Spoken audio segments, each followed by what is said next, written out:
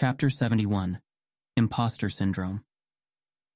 At first, all he feels is overwhelming hunger in the pit of his stomach, gnawing and burning and growing to encompass his whole being. He feels weakness next, a lethargy that makes him struggle to wake, struggle to open his heavy lids as the temperature grows, heating his skin like he's a foot away from a bonfire. He opens his eyes to see his bedroom lit by pale blue flames. The lampent hangs over his prone form, a fixed point in the universe that makes Red feel insubstantial and unreal, an intruder in its dream world rather than it a part of his. Because it is a dream, he's sure of that. It must be, even if he feels his heart pounding, even if his stomach is cramping with hunger, even if his sweat is soaking through his sheets. Because the only way this could really happen is if Jason wants to hurt him, and they just started becoming friends, and even terrified and hungry. Red can compare how likely each reality state is, and conclude that a dream is more probable. Or maybe he just wants that to be true, because the alternative would somehow hurt more. But it's still a huge relief when Red gasps awake to the chime of his phone receiving a message, his eyes darting around his totally normal room, dimly lit by the warm sunlight streaming in through the shades and the electric glow of his phone. He rolls over to dry the cold sweat from his face against his pillow, then reaches out and pulls the phone toward him. The message was Ray letting everyone know to bring their phone or a laptop to their breakfast meeting. Red waits for his heartbeat to slow before he forces himself out of bed to shower. Now that he's not stuck in the nightmare, he can remember that they're a common symptom of exposure to ghosts, and he resolves to only ask Jason if there's still some residue from his encounter if he has another nightmare tomorrow. To keep himself from lingering over it, he focuses on the upcoming meeting. This is his chance to really push for the idea he came up with last night. He spent almost 2 hours boggling over what minds are and how they work, occasionally stopping to look into some facts and research some theories, until he formed a hypothesis that might explain the perfect shield with all the information he has in mind. The ability to lie without detection could have something to do with partitions or some unique development of mental shields. But when Red followed his confusion down to its central kernel, it led him, as ever, to Pokemon biology. In this case, specifically the way Pokemon with multiple brains think and feel and experience the world. Perhaps because of his own internal struggle with past Red, there's a sense that understanding that might be the key to both integrating his partition self and developing the perfect shield. All he has to do is convince the others to let him work on it, or better yet, get someone else to help. A difficult task when at least half of his peers are open about their lack of respect for him. His moderate success with Jason aside, he can't help but feel like the lack of regard from the other students is well earned. He doesn't feel as impressive as them, and he wonders as he turns the shower off and starts to dry himself whether he would have accepted Sabrina's invitation if he and Blue hadn't fought. He still remembers what he decided on the SS Anne, only to change his mind after his argument with Leaf. Maybe he really did come here too early. The thought is so depressing that he quickly checks to see if his partition is still up and working. Confirming that it is doesn't particularly cheer him. He pulls his clothes on and makes his way down to the building's 3rd floor, which divides the upper apartments where the students live from the lower ones that serve as public meeting spaces and classrooms, then enters the kitchen to find most of Sabrina's students already sitting around the large kitchen table or moving among the kitchen counters and cabinets fetching yogurt, cereal, fruit, and other breakfast staples.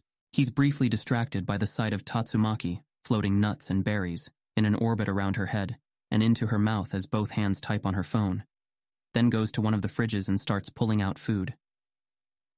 They can each buy their own food to stock the cafeteria with, but generic groceries also show up, courtesy of the money they make by teaching classes, which is also what covers their rent.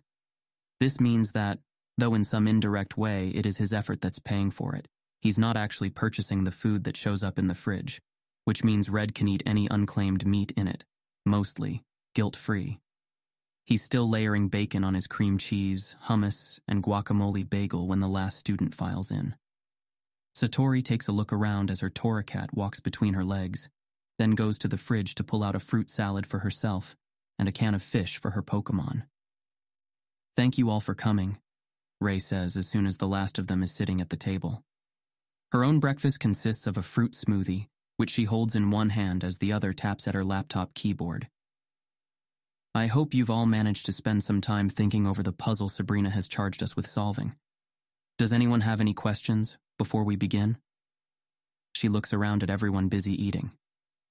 Great. I've prepared a document for us to use to share ideas and suggestions on how to proceed. Please follow the link I'm sending now. Red takes a big bite, then pulls his phone out as it vibrates and opens it one-handed so he can click through to the shared document as he chooses. It already has half a page filled out. Ray Hypothesis 1. Sufficient focus on projecting a false emotion or thought while shielding could result in others sensing something that feels real to untrained psychics. Test 1.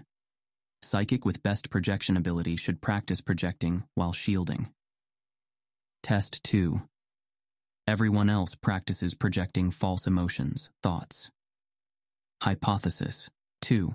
Projecting multiple sincere things at once at varying intensity may allow someone to hide emotions and thoughts in plain sight. Test 1. Everyone should practice expanding their projection abilities to see if others will eventually be unable to process everything they feel. Hypothesis 3. If others are within range, it's possible to relay something being sensed from someone else in a projection that feels genuine. Test 1. Chain of 3-4 psychics take turns projecting and reading others at the same time. Test 2. Psychic being read assists psychic projecting. New words start forming as everyone else begins typing into the common document. Daniel. With enough understanding of how mental shields or partitions work, the psychic might be able to only let certain emotions or thoughts through. We should. Jason. We don't know the circumstances, but I've wondered before whether an unscrupulous medium could Satori. Psychic may have unique dark psychic brain like Inke line. A sudden paragraph from Rowan all at once, who clearly already had his thoughts typed out. Rowan. The psychic may have switched between partitions that split their thoughts entirely from themselves. We don't know how exactly this was discovered. Maybe they induced amnesia to forget something, raised a partition around the emotion of not wanting to forget things. Were asked a question about it, answered it honestly, then lowered the partition, which motivated them to remove the amnesia. Did some practice with this? Think it may be possible. We should practice doing this and testing what we come up with to see if it would work. Red has to force himself to stop reading their thoughts and start typing his own. He takes his notebook out and flips it open, then begins summarizing. Red hypothesis. Psychic adapted this ability from a Pokemon who has multiple minds. Plan. Learn more about how Pokemon with more than one brain process disparate information and resolve potential disagreements. Separate minds.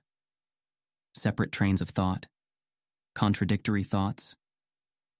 Tatsumaki, Ray asks, and Red looks up to see Ray watching the green-haired girl. Red checks the document and notices she hasn't written anything yet, despite still being on her phone. Got nothing, the telekinetic says with a shrug, still orbiting food into her mouth every few seconds. Not where my specialty lies. Ray doesn't seem satisfied with that, but looks back at her screen without comment. He takes another bite of food, savoring the mix of flavors before he goes back to writing. Test 1. Merge with Doduo's 2 minds at once. See if multi-threading possible.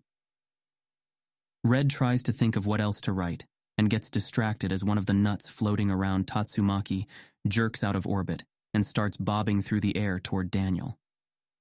Tatsumaki frowns in concentration without looking up, and the nut stops and vibrates between them, twitching back and forth before it suddenly flies at Daniel, only to stop at the last second right in front of his mouth for him to eat. All right, it looks like everyone has written their ideas out, Ray says, and Red quickly writes out his second test as Ray keeps speaking. Test 2. Try to merge with separate seeds and execute and figure out how single mind forms. Should discuss each and choose which one to focus our attention on. Red feels his heart sink. This is what he was worried would happen. He doesn't find it too likely that others would agree to work on his idea, but more importantly, they shouldn't all commit themselves to any single idea. Satori, would you like to expand on yours first? Ray asks. Red checks and sees that she had stopped after a single line. The girl shrugs, not looking up from her bowl as she spears each piece of fruit and chews. Pretty simple. Think the psychic might be unique. Chimera between dark and psychic parents. Sensei can look into it. What's a chimera? Jason asks. Mythical Pokemon that are combinations of different species, Red says. Like a Pyroar's head on a Go-Goat's body with a Seviper for a tail. And that's possible for people? Fraternal twins that merge in the uterus, Satori explains before sticking a piece of melon into her mouth. Jason blinks, and Red imagines his own expression looks a lot like the medium's. What? Wait, back up a step, Tatsumaki says as she turns to Jason, tone playful. You know where babies come from, right? I'm a medium, not a monk, he says, smiling slightly. Does that actually happen? Daniel asks, tone skeptical. Satori glances up, sees everyone looking at her, and looks down at her fruit again, fidgeting. Yes, very rarely. When the absorption is incomplete, this results in the child having both complete sets of genes. Red reads from his phone, fascinated. Which often results in patches of different colored skin, eyes of 2 different colors, and if the twins are of different genders. Oh. Red minimizes the page, cheeks flushed. So what probability would you assign this particular circumstance? Ray says, and Red can tell she's fascinated and skeptical too, even as she tries to regain control of the conversation. Low. Dark and psychic parents are rare, traits are mostly maternal. Satori shrugs. Might not be possible, just an idea. So we probably shouldn't waste time on it, Daniel concludes. But it is a good idea, Red jumps in, looking at Satori. It's just not something we can test. I can do some research on the potential genetics involved if you want, and we can present the idea to Sabrina when she's back. Satori looks up at him briefly, then nods as she returns to her food. Thank you, Red, Ray says, and types Red. Research on own time in red letters beside Satori's idea. Next, let's... Hang on, Red says. I want to make sure before we discuss the others that we're going about this with the right attitude. Ray's brow rises slightly, but she opens a palm in invitation to continue, and Red nods, taking a moment to collect his thoughts. My mentor at Palette Labs, Dr. Mahdi, liked to tell a story about a group of 5 biochemists who were tasked with creating a solvent for different Pokemon webbings, Red says. They worked together to come up with hypotheses based on each one's chemical makeup, from Caterpie to Galvantula, and tried formulating each solvent along the way. A month later, they had found only 2 of them. One of the researchers was married to an engineer, and they vented their frustration over dinner. Everyone is more obviously paying attention now. Even Satori's phone is leaning against the table, and he considers asking them if they can guess what the engineer did before squashing that impulse. Not the time to mimic his teachers. So the engineer decided to fill dozens of bowls with every liquid they could think of, then put samples in each to see which ones dissolve at all. Once they found one, it became much easier to isolate the chemicals that would have a reaction. So, you're saying everyone should just pursue their own ideas? Tatsumaki asks. Nah, Daniel says. He's saying we should just get to experiments, not spend too much time thinking about what might be true. Kinda both? Red jumps in. I think we should all come up with something testable for our ideas, like Ray and I did, and give each a try rather than committing to just one that everyone works on. Not all of these can be proven with a single experiment, Rowan says. They don't have to be proven, Red says, and has to resist the urge to explain how science works to a room mostly full of people who either already know or don't care. He briefly wonders if he would have had the foresight to recognize that a few months ago. Even something small that might falsify them would be a better filter to narrow down ideas of what to spend more time on. If they show promise, we keep going in that direction. But if not, we table that hypothesis and focus on the others. Daniel shakes his head. It would take a lot of time to even give that an honest attempt. Just look at your idea. Even Satori takes days to fully merge with a Pokemon. And some of these ideas require multiple people to test them, Ray adds. Your analogy is well taken, Red, but we shouldn't split our efforts entirely. I'd like to return to considering each idea as a group, and we can at least decide which are worth pursuing to a first stage test? Red hesitates, unsure if he should try challenging her again. No one else is speaking up, so after a moment he nods with a sinking feeling. Daniel, it looks like your idea is similar to Rowan's. Do you want to go before him? Sure. I know we've already been trying to figure this stuff out, but knowing something is possible changes things. I spent most of last night talking to Tetsuo about shields and how specific he can get with them. If there's a way to just shield part of your thoughts, a sort of quasi-partition if you will, then that seems like it would do the trick all on its own. Agreed. It makes sense as an avenue to explore. Ray highlights his idea in the document. Rowan? Seems pretty self-explanatory. I'm probably the one with the best chance at figuring it out, if this is the way to do it. But if anyone else thinks it's worth trying, go for it. He glances at Red. Red opens his mouth, then closes it. He does actually find Rowan's idea interesting, but he's avoided experimenting with new partitions while he's still having so much trouble with his current one. Explaining that to Rowan led to a similar loss of interest from the older student, as Tatsumaki learning that he can't use telekinesis. So long as you don't need anyone else, Ray says. I don't see why you shouldn't pursue the idea, but we may need you to test other hypotheses as well. The young man shrugs. Anyone's welcome to ask, and I'll help out if I'm free. Red sees Tatsumaki roll her eyes and Daniel glance at Ray with a brow raised, but the blonde doesn't argue the point, merely pursing her lips and writing his name next to his idea. Red wonders if she's not pushing the matter because she doesn't think it's worth the argument or expenditure of social capital, or if she's just glad for the excuse not to work with him. Jason? He starts to fiddle with his necklace. My idea is obvious, given where my skills fall. It's dependent on certain factors that should be easy enough to check once Leader Sabrina returns. But there are stories of mediums who do not cleanse the influence of ghosts on the soul, but rather manipulate and channel it. Is that something you've tried yourself? Daniel asks, sounding skeptical. No, nor do I intend to. It takes a moment for people to understand the implication. Jason bears the surprised looks from around the table with a calm expression, though his fingers continue to move over the prayer beads at his neck. Red is the first to speak. Because you consider it wrong or dangerous? Both. Ray is frowning slightly.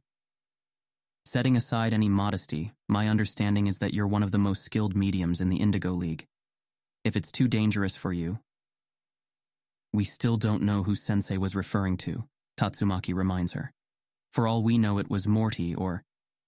Leader Matsuba is an honorable person, Jason says, calm but firm, with only the slightest emphasis on the title. And I did not mean dangerous in the sense you are thinking. You fear the axe to the tree, not the poisoning of the water. There's another moment as the room absorbs that. You're talking about morally dangerous? Daniel guesses, and Jason's brow creases, but he doesn't deny it. Usually that's covered under wrong. Red can see the frustration on Jason's face as he tries to explain. It is more spiritually dangerous, an eroding of moral safeguards. He looks around as if seeking understanding, and Red wishes he could support him, but he doesn't get it either. Seems oddly specific to have a religious tenet against imitating the effects of surrealism to fool a psychic reading your thoughts, Rowan says, not bothering to hide his skepticism. Daniel covers a snort by clearing his throat. But if that's written somewhere, that might indicate some precedence.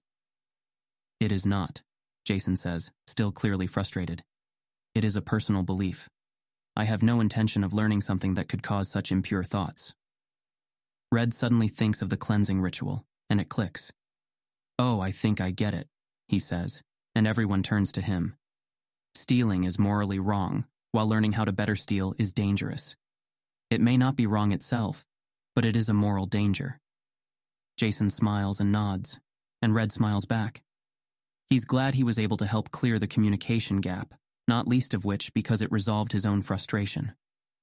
The table is quiet a moment, and eventually Ray says, "But this is what Sensei tasked us to do. If there is a chance that this is the route to the perfect shield, we must explore it. Plus, if someone out there is doing it, Knowing for sure and learning how could help us find a way to pierce it, Daniel suggests. And Red remembers what Sabrina told him about psychic defense and offense being a continuous arms race. Jason is quiet a moment, then says, I can assist others in trying to learn it if they believe it is necessary. I simply will not perform the experiments myself if it may result in me learning it. His voice is firm enough that no one attempts to further persuade him, and after a moment, Ray starts typing. Let's skip that one for now then, unless we think of a way one of us can test it. She finishes typing the note next to his idea, then starts scrolling down the page, and when Red realizes that the two of their ideas are the only ones left, his pulse speeds up. He doesn't spot a trap so much as intuit that there is one.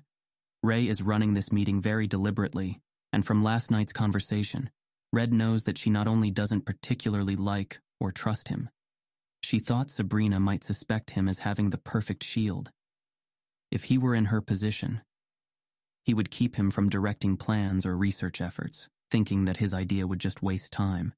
And of course she would want her own ideas to get as much attention as possible, but he can't tell what her strategy is. There are probably psychological biases at work here, something like anchoring or the peak end rule. But he doesn't know enough to tell how robust or applicable the research on them are, or how they might apply to Red's idea going before or after all of hers. The best he can figure, Ray has 3 hypotheses opposed to everyone else's 1, and each is detailed, so if she goes last they would probably end up spending more time on her ideas than everyone else has put together. Plus they would be ending on them, which could make her ideas feel more present when it comes time to decide how to assign them. Care to go next, Red? Ray asks without looking at him. And there it is. He can't be sure she's actually trying to be cunning, but one of the few things Red learned from Pokemon battling that might be generalizable is not to let an opponent set the tempo of the match. He doesn't have to know why she wants something to benefit from not letting her have it. Actually, do you mind if I go last? Ray meets his gaze for a moment, and Red just looks back, unsure if he would or should need to justify himself. After a moment, though, she just nods and scrolls back up on her laptop. As you wish. My first idea is the most straightforward and too obvious to ignore. I've certainly never tried projecting something through my own shield. She looks around. Has anyone else? Everyone shakes their heads or stays silent, and Red wonders if others are trying it now, like him. It feels strange, like grabbing his own wrists and pulling in opposite directions. Or, no, more like biting into his bagel and trying to convince himself it's chocolate cake. Who's the strongest projector among us? Jason asks. Everyone glances at each other until Daniel shrugs and flips his hand up. I'll take that title, I guess. We should probably test it to be sure, but I wouldn't mind working on that.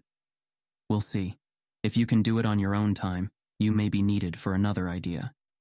Ray writes his name next to it, but leaves off on specifying anything further. The next is about, in essence, practicing doublethink. Maybe a better way to put it is to hide signal in noise by holding such a wide scope of emotions and thoughts at once that some are hard to pick up in the mix. Would you take it, Tatsu? Why? Tatsumaki asks. I don't even think it would work. Hiding an emotion in a projection isn't like hiding sugar and salt. If it's there, it's because you feel it, and if you feel it, they will too. Don't know if that analogy works, Rowan comments. I could see someone mixing just enough sugar and salt that it changes the taste, but not obviously enough that someone tasting it could identify how. She gives him a look. I meant visually. Then you should have said so, shouldn't you? Tatsumaki mentally flicks one of her orbiting berries at him, which he stops midair.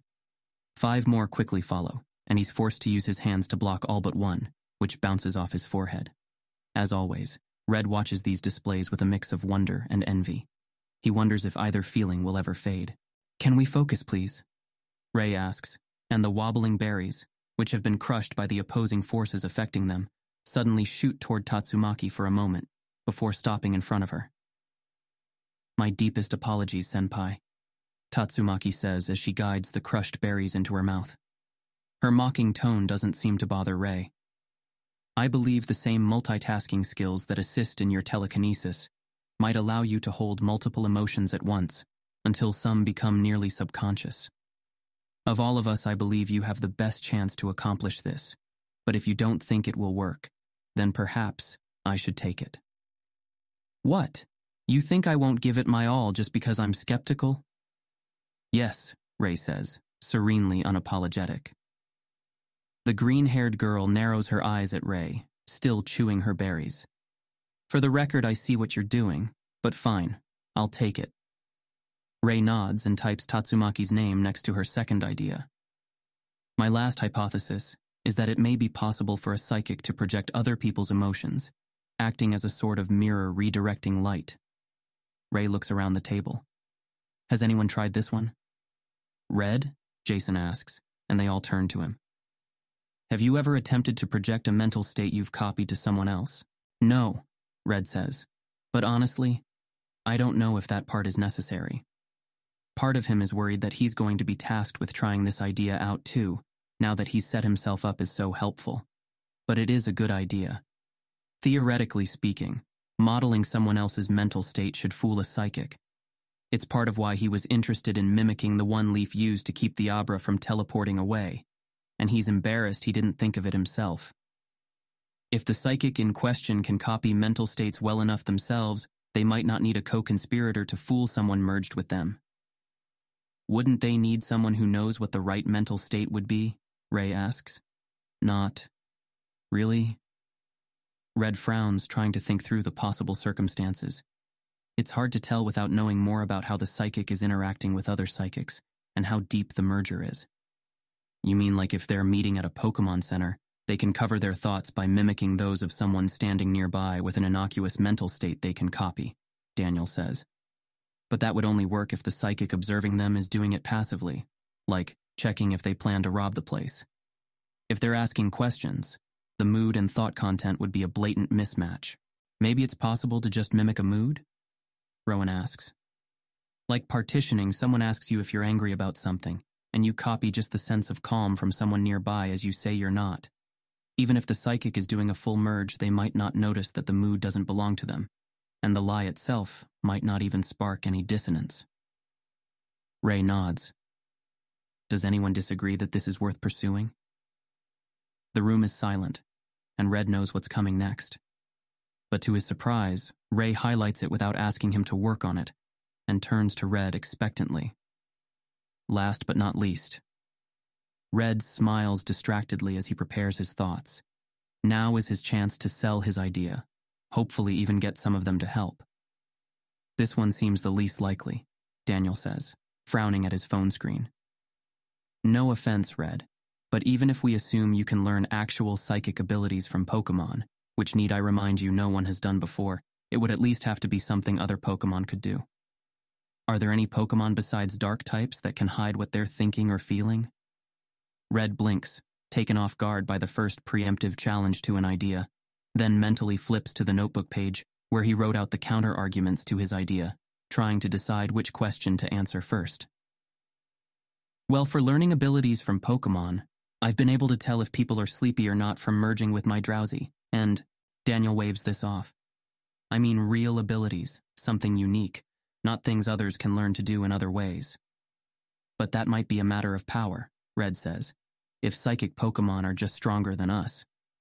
We've talked about this, Daniel says, like their talk was in any way conclusive. There are few, if any, abilities besides maybe teleportation that are exclusive to psychic Pokemon.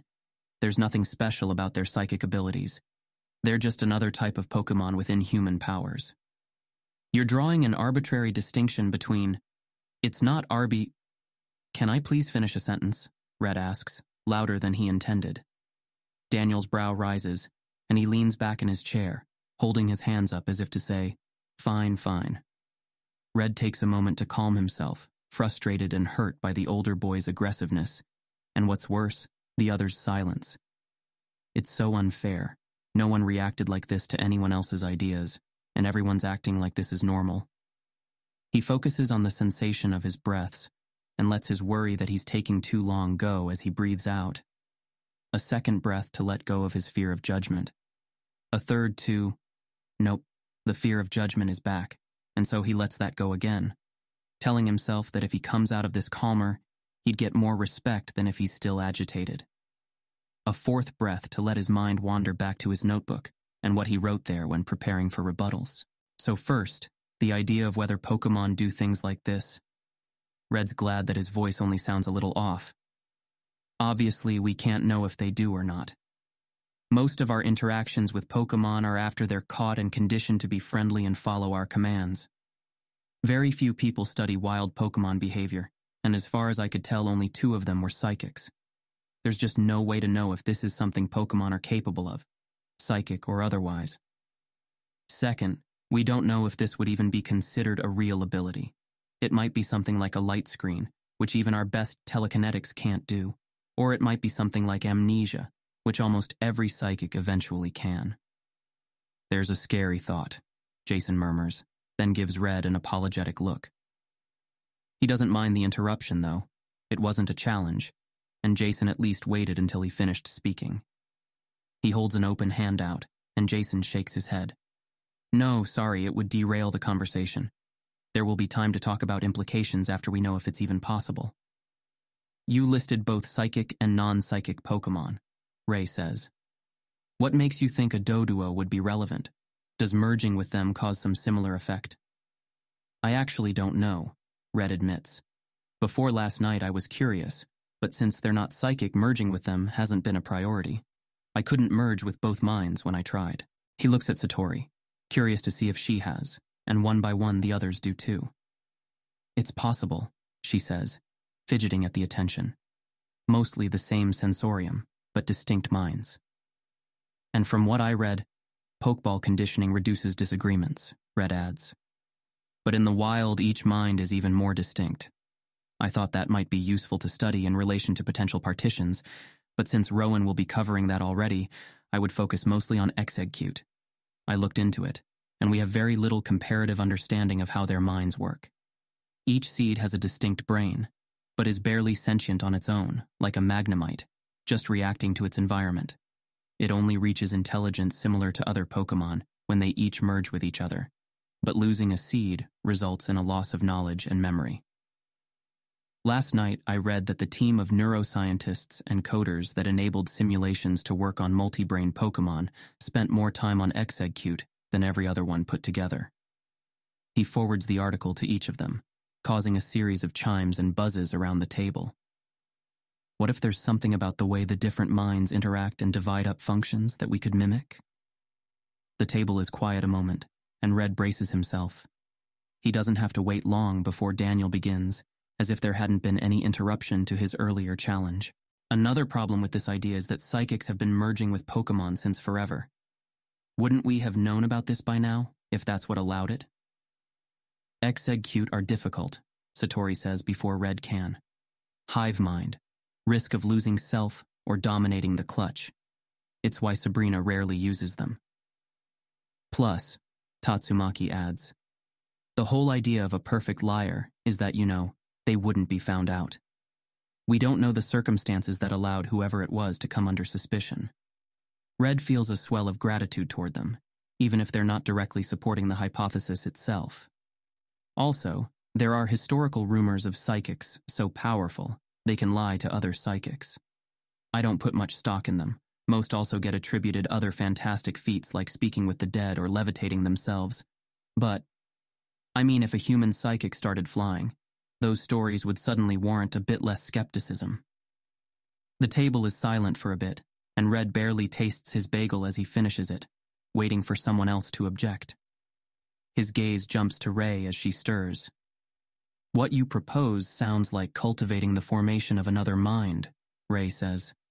I'm wary this task would risk mental unhealth. Ouch. He wouldn't take the implication so personally if she hadn't already mentioned how much she dislikes his use of partition. A valid fear for the ungifted, perhaps, Rowan says, while Red is still considering his own response. But are we not striving to become masters of our own minds? This sounds like a worthy challenge for those of our ability. Ray meets Rowan's gaze.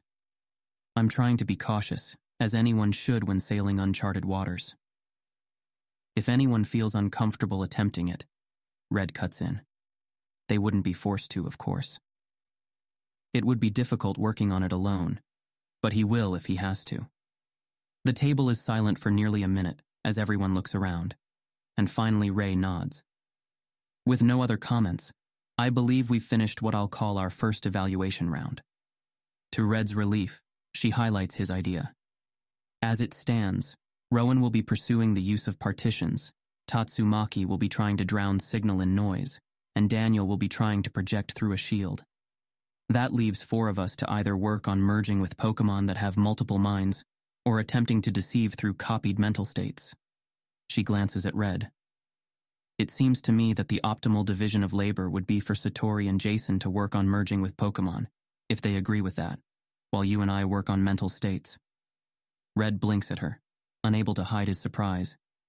He had been afraid that no one would want to work with him. Now Ray is offering to, despite what she said the night before. And all he has to do is let someone else take over his idea, while he works on hers with her. It makes sense, and after a moment he realizes that he doesn't want it to make sense. He can feel his brain struggling against the logic, looking for a way to make it not true, to allow himself to work on merging with Pokemon and navigating multiple minds. Is it just because he wants to work on his project and better understand the idea of multiple minds? Or is he also struggling against the idea that he was unfairly judging her motives while running the meeting? Once he realizes how dumb his brain is being, he forces himself to speak. Yeah, sounds good. Ray nods, and even smiles at him briefly before turning to Jason and Satori. Objections?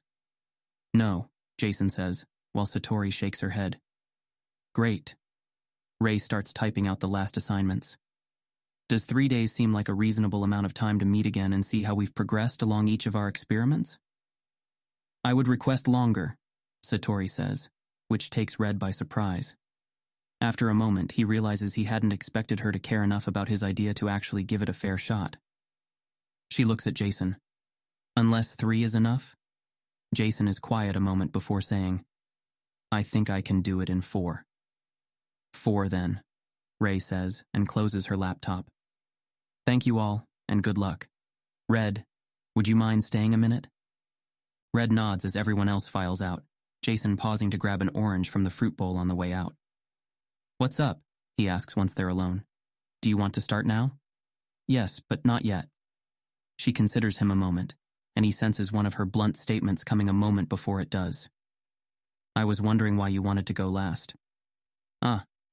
He supposes they'll be talking about this after all. He briefly considers making some excuse, like he just wasn't ready to talk about his idea yet, but she chose to work with him. And he doesn't want to lie for such a petty reason. I just thought it might be easier to get people to want to work on my idea if it was last, instead of yours taking up the whole last part of the meeting. Her brow furrows briefly, and then she snorts quiet laughter. I see. And here I was thinking that by saving my ideas for last, people would already be invested in the others. Red shifts slightly in his seat.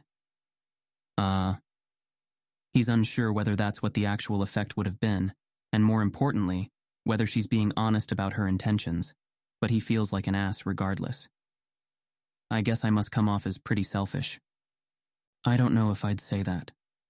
She folds her hands in a bridge below her chin, watching him. I realized after your visit last night that the model of you that I had was incorrect. I assumed you were meek and reserved unless in an intellectual debate. But if that were true, you would never have tackled a social problem head-on like you did. Not particularly gracefully or skillfully, mind you, but with no harm done. Red feels his cheeks burning at the semi-compliment. I have a friend who helped me to push past some social comfort zones, and also helped me realize my, hustle isn't as good as it should be for what I want to accomplish in life. Well, today you ended up fighting for your own idea without letting your desires get in the way of the optimal strategy. Be sure to give yourself credit for that. She gives a rare smile that's full enough to show her teeth. Do you have anything planned this afternoon? He's still processing her comment, and it takes him a moment to answer. No, my next class is tonight. Then let's meet at the cafe across the street so we can begin. Red stops at his room to get his shoes, then takes the stairs down to the bottom floor, leaping from the steps halfway down each flight. Yesterday he was worried that he would be largely ignored for this project, but his idea was given just as much consideration as anyone's. He'd still prefer to be working on it himself, but the fact that the others are actually making an honest effort to test it really drives home how much his earlier worries seem to have been for nothing. Of course, it's not just relief that's fueling his energetic movements. A mix of excitement and nerves sit uneasy with the bagel in his stomach as he considers the fact that he'll be spending extended time working with Sabrina's most senior student. He doesn't want to embarrass himself, of course, but he also has to make sure he doesn't overexert himself and erode the partition before nightfall. His lesson tonight is pretty basic, just some meditation techniques to novice psychics. But if mopey Red takes over, he might just stay in his room, or half-ass it. The sun has just barely cleared the skyline to the east as he reaches the cafe and sits across from Ray beneath an umbrellaed table, where she's typing on her laptop. He can see from the angle he approaches that she has one of those screens covering her monitor that blur anything on them when viewed from an angle. Hey, hello. I've thought of some initial tests we can run. I'd like to use this opportunity to improve my own ability to mimic mental states in case the perfect shield requires a mix of skills that I can learn. But first, let's test the obvious. Yeah, all right. Red sits and scoots his chair forward, wiping sweaty palms on his pants. Pick someone to merge with, she says, throwing a careless hand to the side.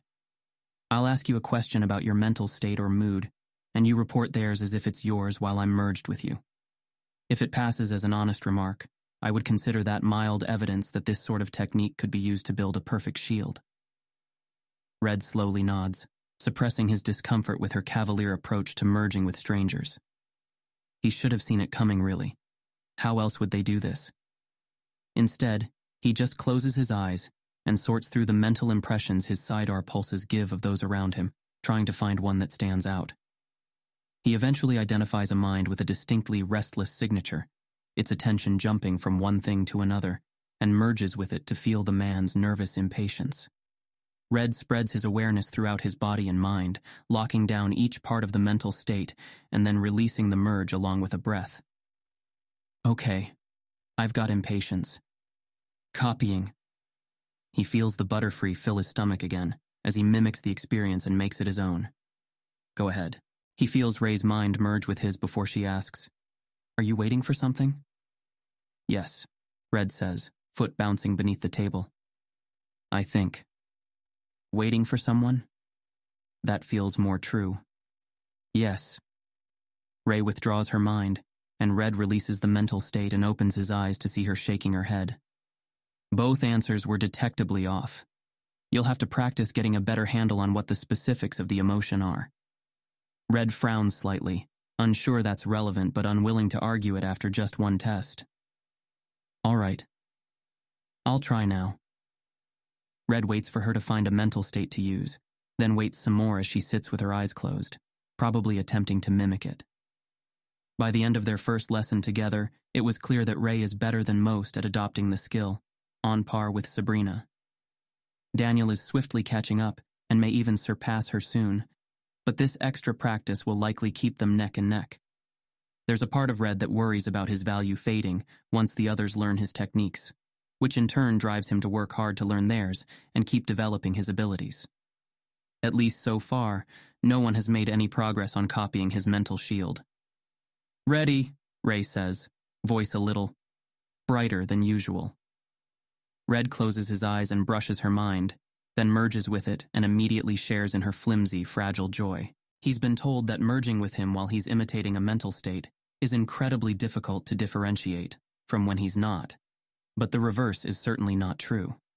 To Red, sharing Ray's emotions while she imitates someone else's is like looking at a picture of a rainbow with a bright yellow filter over the image. With just a bit of analysis, he can recognize all the emotions underneath, and while some are blurred and blended by the false mental state, he can still adjust for that and guess what the confusing mess of feelings are meant to be for the most part. Are you happy? He asks, trying not to delve too deep into Ray's real emotions, but he can't help but feel them too. Tension, anticipation, something like calculation, all in minor amounts around her primary sense of determination. He doubts he would have been able to recognize so much before his time in Saffron. Yes, Ray says, and a new emotion blends with the others. Not even an emotion, really. more a sense that gets implanted into Red's awareness, as simple as a flashing light in his face.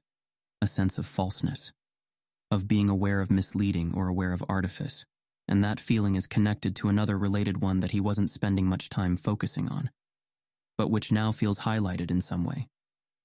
And then her shield goes up, booting Red out of the merger. He must have gotten close to something private. Red opens his eyes to see Ray watching him. No, she guesses, and Red shakes his head. How could you tell? Well, I could tell it wasn't your real emotion. But even aside from that, some part of you was just so obviously aware that what you were saying wasn't the truth. Maybe because I imagine it takes an enormous effort to maintain that overlay. Ray raises a brow, but accepts the compliment with a minor nod, perhaps because she recognizes his sincerity. It does. What about me? How did that feel? Like your real emotions were your own. But for both responses, there was an added, almost contextual emotion of being deceptive. She's typing as she speaks, and purses her lips thoughtfully. That might just be from you being a terrible liar. You have no idea, Red says, thinking of his attempt to cover up Pikachu's unexpected evolution on the SS Anne. She gives him a look he can't quite decipher. Something to work on, then. You want me to work on becoming a better liar? To solve this puzzle, yes. It's possible this hypothetical psychic is just so naturally capable of deception that he simply deceives himself in the moment he's speaking by modeling the mimicked mental state as his own. A lie isn't a lie if the speaker believes it after all. Ready to pick another? Red is still mulling her words over, and why they feel related to the flash of emotion he detected from her. She's misleading him in some way. The question is whether it's for an innocuous reason or not. Maybe he can learn more the next time they merge.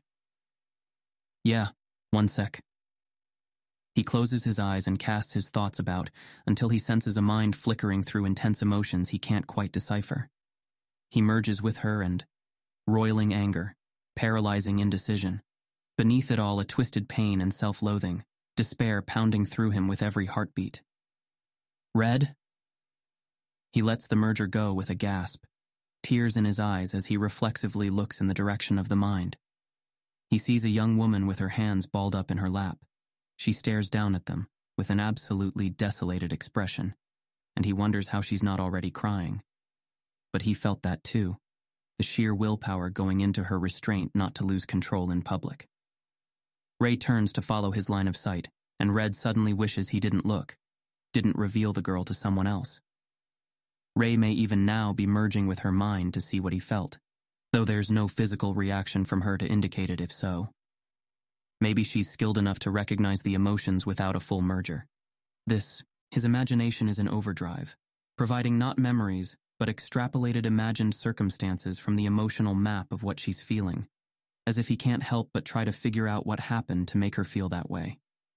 He's glad he's not a better psychic, so that all he got were emotions rather than any images or thoughts, but the fact that he now knows this thing about her, incomplete as it is, bothers him. This is wrong. It also bothers him that it took this to remind him of that. He told Dr. Seward and Leaf that he's worried about losing himself, and it's not hard to imagine what Leaf or Blue or Aiko would think if he was doing this sort of thing regularly on their journey.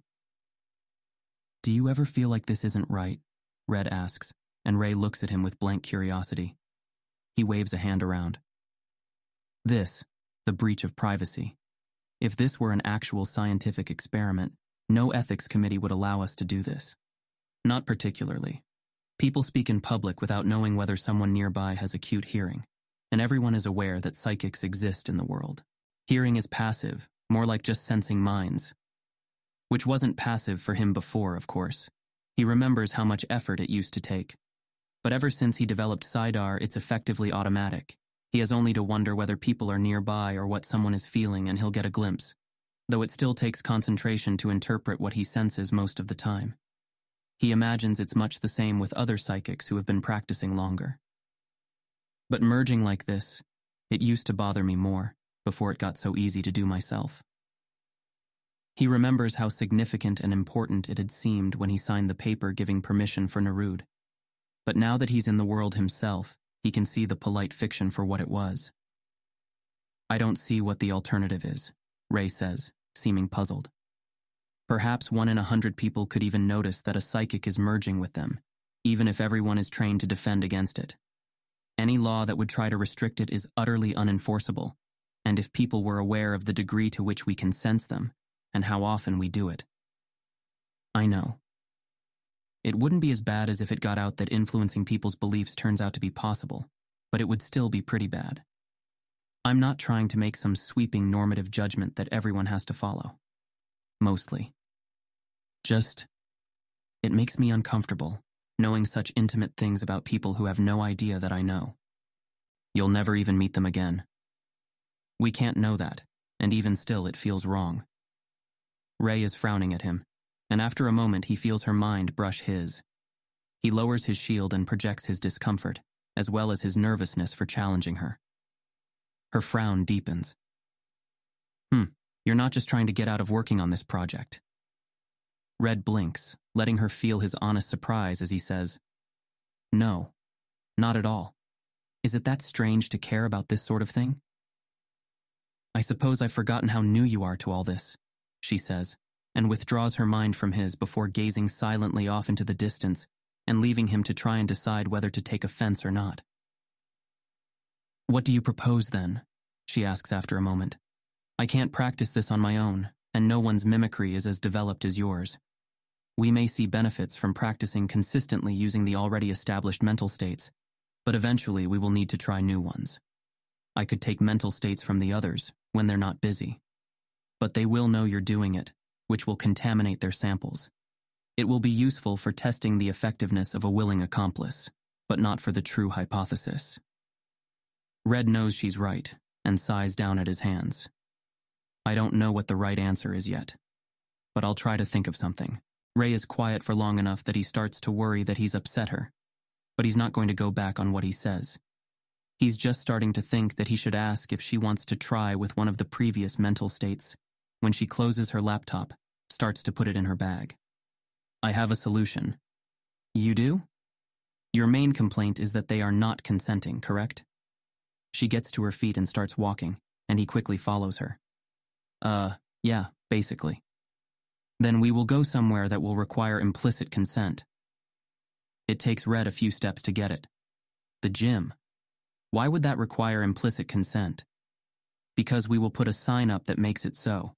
Over the cafeteria, for example, so that there is no disruption of the gym's main functions.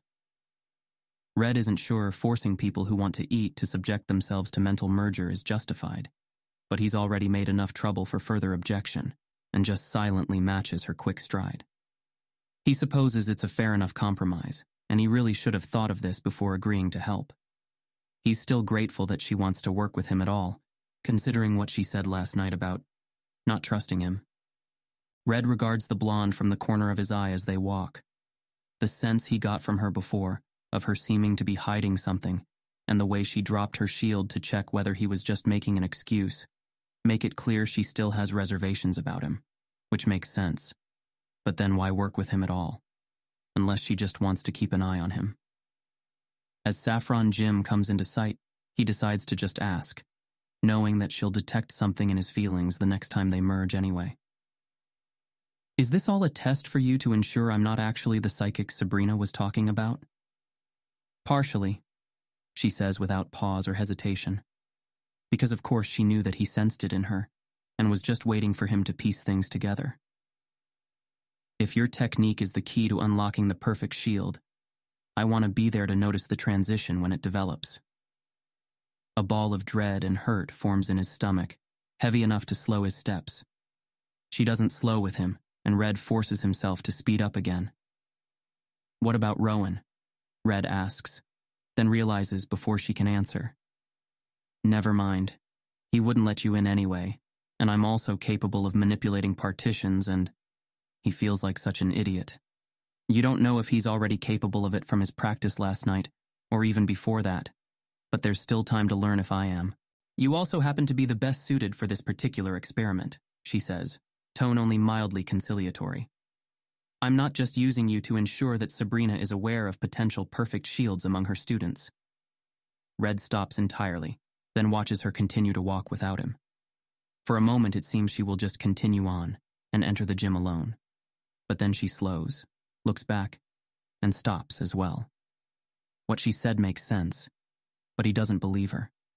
What he felt from her wasn't an urge to protect or serve, or even just curiosity.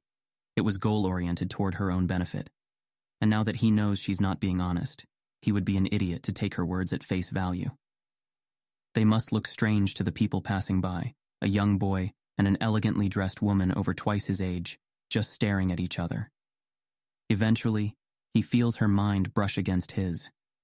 After he doesn't shield, she merges with him, and he focuses on his feelings of indignation and challenge and skepticism and resolution. He knows he's the youngest of Sabrina's students, and likely the weakest. But whether by accident or effort or some combination, he has unique abilities that she's already admitted she finds valuable. Not to mention that he's survived a Pikachu swarm, helped stop a Paris migration, and saved multiple lives from a Stormbringer. At his core, arrogantly or otherwise, he feels capable of at least being Ray's peer, and if he was willing to leave his journey with Blue and Leaf, after Blue stopped treating him as an equal, he's not going to let Ray treat him as a subordinate, let alone a potential enemy. After nearly a minute, he feels Ray's mind leave his and merges with hers instead, so he can contemplate her own mental state, which he finds unshielded. Wariness, uncertainty, suspicion, surprise, worry. Ray finally brings her shield back up, and Red walks toward her until they're standing an arm's length apart. "What are you so scared of?" he asks, eyes shifting between hers. Ray glances away, or rather just around them, checking that no one is in hearing distance, and when she speaks, her voice is low. "Sabrina has a secret, and I want to find out what it is." Red's brow rises. Whatever he expected, it wasn't that. Ray has always seemed so loyal to the leader. The place she disappears to? Yes. She's been doing it for years before she was even gym leader. I respected it for a long time, thinking she would eventually share it. But if she does, it's with none of her students except perhaps Rowan, or her gym second and third. Perhaps not even them.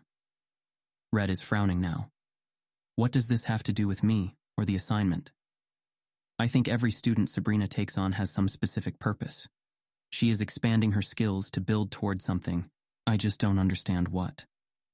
I thought when you arrived that your partition was a way for you to hide something relevant from the rest of us. Her gaze is steady on his. I can't quite square all your behavior from last night and today with this hypothesis, or your emotional state and thoughts. Red feels, well, he doesn't know how he feels. Uncomfortable to be talking about Sabrina behind her back like this. Worried that Ray is plotting something harmful. Or worse, that Sabrina is. It's all too much for him to quite process right now, and he glances at the gym behind her. So you want to go to the gym because... What? You think there's evidence there or something? No. It's a reasonable solution to your moral quandary. But the cafeteria is within my psychic range of the administrative offices where Tetsuo and Keiji are, and it will be a good excuse to study their shields. Red's sense of worry inches toward panic, and he resists the urge to take a step back from her. Why are you telling me this? If they or Sabrina merge with me, wait, how do you manage not to give some sense of this away? I have built a narrative around myself of being obsessive and curious about anything related to Sabrina. It was not difficult, since it's true. The line between suspicion and curiosity is blurry enough that as long as they do not ask me direct questions about it, all is well. Hang on, just give me a moment. Red's heart is pounding, and he closes his eyes as he tries to take in this flip of circumstances and perspective. It takes a few deep breaths, and concentrating on the feel of the sun on his face and sound of the city around him. Before his thoughts slow enough for him to realize his most important thing to update on is that Ray has revealed herself twice in the past few minutes to be someone who readily hides multiple purposes and motivations into her actions, and that she is telling him all this. You haven't been checking my mental state, Red says, opening his eyes. What if I go tell Sabrina all this now? I suspect I'll be released as her student. Ray shrugs. My tutelage with her has hit large diminishing returns, and I was ready to leave months ago. Only my curiosity in this, and whatever abilities her new students might bring, interest me now. She could be lying, but if so, he can't see what the purpose would be yet. It's hard to remind himself again that he's talking to someone who's probably smarter than him, and far craftier than he's ever had a reason to try to be. So what happens now? You recruit me into your investigation? No, not unless you would like to join it. Now we simply have a better understanding of each other, and can more effectively work together. This is what you wanted when you came to my room last night, yes? Red doesn't trust for a moment that this is her entire reason for sharing this, but he nods, still feeling like he's struggling to keep his head above water. Where you told me you can't trust or respect people with partitions. I've been biased by my experiences with Rowan and some others, she admits. I'm not claiming to trust you now, but I'm willing to extend some if you are. Give me a minute. Red closes his eyes and imagines the table from his dream. Okay, guys, huddle up. We need to talk. Future Red and past Red show up at either side of the table, or rather, he imagines they do, and he does his best to model their perspectives as best he can with his partition up. This is a horrible idea, past Red says. We're here to learn to be a better psychic, not unearth some conspiracy. But we did want to form better relationships with the others, Red points out. She's not asking us to help her or anything. Future Red shakes his head. She made us complicit by telling you what she plans. If you don't report her now, we could get in trouble later if it's discovered we knew. There's nothing we gain out of this. But maybe we could, Red thinks, and senses agreement from past Red at the idea of fulfilling his previous goals. Future Red is more wary, but reluctantly agrees as well, and Red opens his eyes to see Ray patiently watching him. I want to help Satori and Jason with my idea, not just work on this one with you, he says. Really? You're turning this into a negotiation? Ray shakes her head. You make it seem like you have leverage. Would I have given you all that information if I feared you using it against me? No, Red says. But this isn't blackmail. You're getting a lot more out of us working together, and I'm just trying to make things more equitable. Ray considers him a moment, then nods. Very well. That was quick. You should help us too, he adds without thinking. Her grin is brief. Don't push your luck, Varys. He grins back and shrugs. Just saying, I'm pretty sure we'll learn a lot from it, and you would be a huge help. I've got my own projects to tend to, but you're free to pursue both hypotheses as long as this one has priority. He holds a hand out, and after a moment she takes it. They shake and walk side by side into the gym's air-conditioned lobby. So we're really doing this, huh? Future Red sighs. You're getting blamed for this if everything goes sideways. Works for me. If anyone asks, I'll just say I was spying on Ray's activities for Sabrina. There's no way that would work. Well, you'd better hope so, because it'll be your problem. Ray leads them up to the administrative offices, where they find Tetsuo at Sabrina's desk. The gym second looks up from his computer with a raised brow as they enter, then pauses whatever video he's watching, sounds like a gym battle, and turns his attention to them. Hello, Ray, Red. Was wondering how long it would take. What do you need? Ray looks at Red, and after a moment it's clear she expects him to speak, which is fair enough, since it was originally his request, but also feels unfair given the fact that she's getting something out of the venue choice. He ensures his shield is secure and takes a breath. Would it be okay if we put a sign on the cafeteria entrances, something like, ongoing psychic experiment occurring inside, anyone entering is subject to unannounced emotional reading? Tetsuo frowns, leaning back in Sabrina's chair slightly. Just emotional merger? Red isn't sure if the second is simply confirming or wondering why they would need a specific place for that. He just nods, and Tetsuo rubs his neck. Well, we sell nearly at cost, so it's not like it's a significant income stream, but I'm still hesitant to risk discouraging people from eating. Hungry trainers are less focused trainers. How important is this? It's, Red is aware of Ray still looking steadily at him, making it clear that this may have been her idea, but it's his concern. It's mostly a matter of principle, Red says, struggling not to mumble.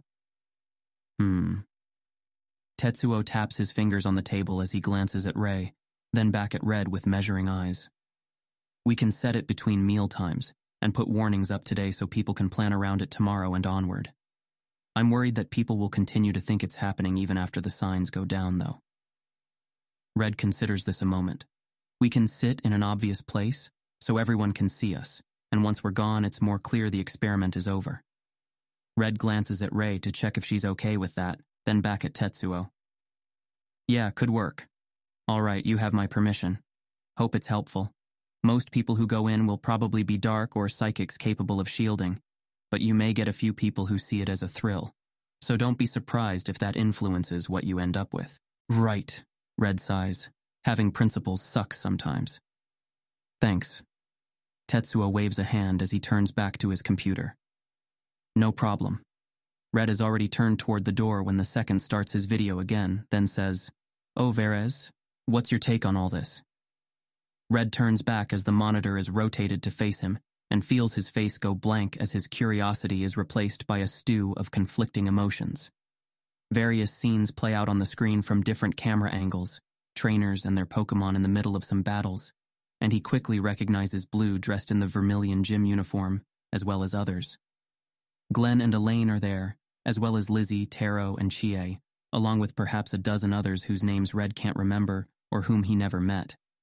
It quickly becomes clear that the trainers are all involved in the same group battle, but not like any Red has seen before. Their surroundings aren't a traditional Pokemon arena, but a much wider area, with what seems to be a rough ring of various objects, from boulders to tree trunks to the concrete barricades used during the storm. Figured he might head here next. Any idea if he's planning to spread stuff like this to other gyms? It's a natural question to ask. They started their journey together, were on the news together after catching the Abra, and it's not like they made some official announcement of why they split up, or that they're not talking anymore. He's not sure what Blue tells others when the subject comes up, but for his part, I don't really talk to him about trainer stuff anymore, Red says. The camera shifts to show an overhead view, and Red can see now that one group of trainers form a small outward-facing ring around a cluster of Pokedolls in the middle of the battle area, while the rest are spread out around them in a wider ring facing in. Been trying to stay focused on my psychic training and research. Right. Figured with how much time you spend here that might change eventually. He turns the screen back and intently studies whatever is happening on it. Good luck with the experiments. Thanks. Red heads for the door, and Rei follows silently at his side. You really are a terrible liar, she eventually murmurs as they walk through the halls. What are you talking about? Your face when Mr. Oak showed up on screen.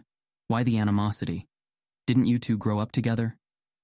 Red knows his shield was up the whole time, and he didn't feel even a tentative probing. If she gathered that much just from his face, he really does need to learn to lie better. We used to be friends, Red says as they step into the elevator. He presses the bottom button first before correctly hitting the ground floors, distracted by thoughts of simpler times that feel particularly distant right now. A long time ago.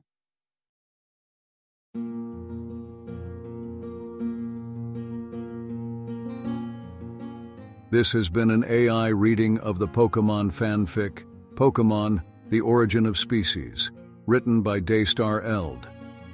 If you enjoy this work, please visit patreon.com/daystareld, where you can support the author.